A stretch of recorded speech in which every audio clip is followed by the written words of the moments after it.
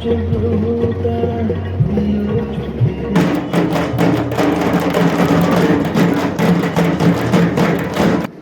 বহরমপুর YMA'র মাঠে আয়োজিত হল মুর্শিদাবাদ জেলার কার্নিভাল অনুষ্ঠান।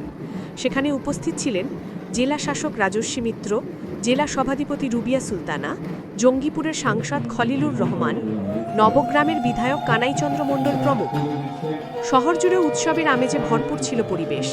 রঙিন আলো, ঢাকের বাদ্য আর সাংস্কৃতিক পরিবেশনায় জমে ওঠে দুর্গাপূজা কার্নিভাল। এদিন পূজা কমিটিগুলোকে পুরস্কৃত করা হয়।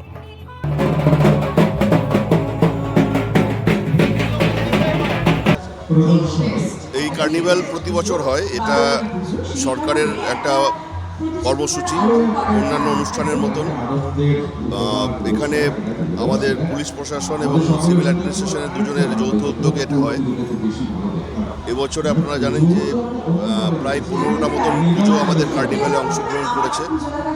এখনও দুজন আসতে পারেনি, কিন্তু সবচেয়ে বড় বিষয় যেটা, সেটা হলো কি এই প্রাকৃতিক যে বিপর্যয় বা প্রাকৃতিক যে অসুবিধা, তার মধ্যেও প্রচুর মানুষ এসেছেন এবং এই মুহূর্তে অনেক মানুষ এটাকে উপভোগ করছেন।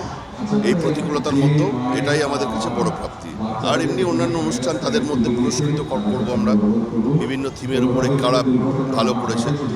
এটা শুধুমাত্র আজকে কার্নিভালের ওপরই তাদের পারফরমেন্স হবে, অ্যানালিসিস হবে। আর এছাড়া তো অন্যান্য পুজোর কারা ভালো করেছে সেটা স্বীকৃতি তো আগেই হয়ে গেছে। তো সব মিলিয়ে আমাদের ট্র্যাডিশন, আমাদের যেটা প্রতি বছর যেটা আমরা করে থাকি, যে সবাই এখানে এসে অনুষ্ঠান উপভোগ করে, সেটা এবছরও হচ্ছে। Thank you.